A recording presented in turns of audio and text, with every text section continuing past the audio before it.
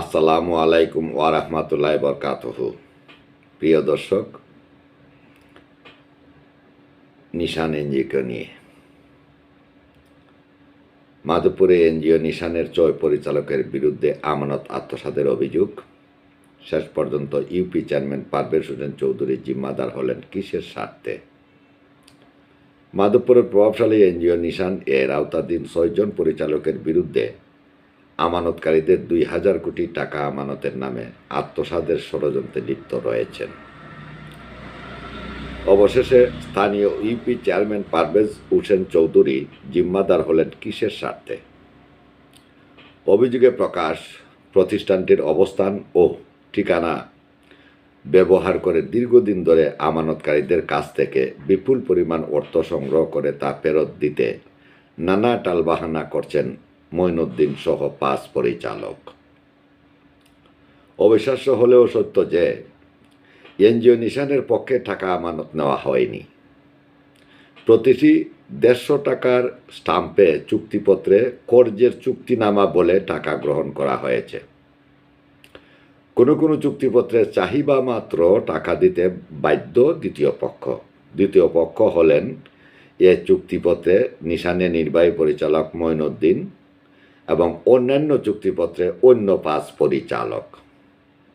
মঈনুদ্দিন এই মহিলা কাছ থেকে টাকা নিয়েছেন ব্যক্তি নামে। দেখুন তার চুক্তিপত্র। দ্বিতীয় পক্ষ হলেন এই চুক্তিপত্রে নিশানের নির্বাহী পরিচালক মঈনুদ্দিন সহ অন্যান্য পরিচালক। মঈনুদ্দিন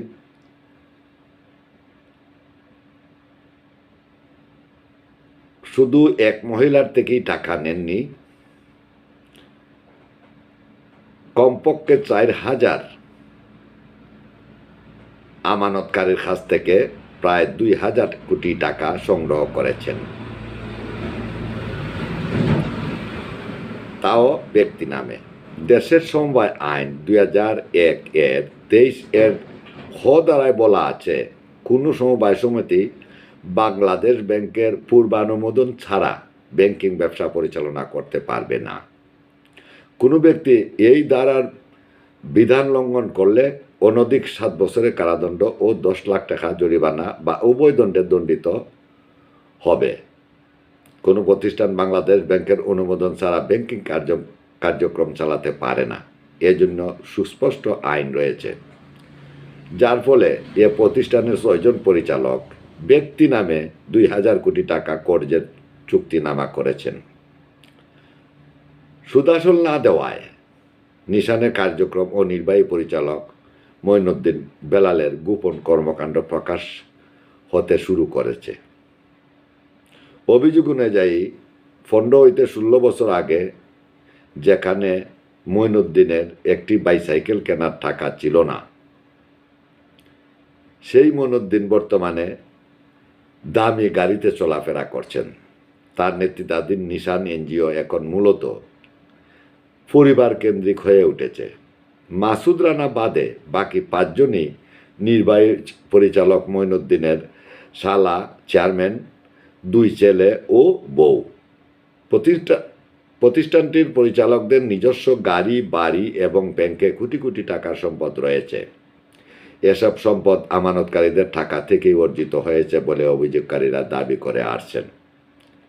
সূত্র জানায়, নিশানের পরিচালকেরা আমানতকারীদের টাকা নিয়ে ছেলে মেয়েদের বিয়ে, জমি ক্রয়, নিজস্ব বহুতল ভবন নির্মাণ করেছেন, পাশাপাশি বিভিন্ন নামে প্রতিষ্ঠান খুলেছেন। নিশানের নির্বাহী পরিচালক মঈনুদ্দিন ৩০ লাখ টাকা দামের একটি গাড়ি ব্যবহার করছেন, পাশাপাশি বিভিন্ন প্রতিষ্ঠান খুলে সম্পদ সংগ্রহের চেষ্টা করছেন, কিন্তু সব টাকাই আমানতকারীদের। স্থানীয় জনগণের দাবি, বিষয়টি দ্রুত তদন্ত করে দোষীদের আইনের আওতায় আনা হোক এবং আমানতকারীদের টাকা ফেরত দেওয়া নিশ্চিত করা হোক। এ বিষয়ে নিশান এনজিওর পক্ষ থেকে এখনও কোনো বক্তব্য পাওয়া যায়নি, তবে স্থানীয় প্রশাসন ও সংশ্লিষ্ট কর্তৃপক্ষকে দ্রুত পদক্ষেপ নেওয়ার আহ্বান জানিয়েছেন ক্ষতিগ্রস্ত আমানতকারীরা। প্রিয় দর্শক, অভিজ্ঞানের খবর ইউটিউব চ্যানেলের পক্ষ থেকে আপনাদের সকলকে জানাই আন্তরিক শুভেচ্ছা ও অভিনন্দন। আপনাদের ভালোবাসা ও সমর্থনের জন্য আমরা সবসময় কৃতজ্ঞ। আপনাদের অবিরাম সমর্থন আমাদেরকে প্রতিনিয়ত অনুপ্রাণিত করে। আপনাদের কাছে সঠিক ও নির্ভুল তথ্য পৌঁছে দেওয়ার জন্য আমাদের সাথে থাকুন।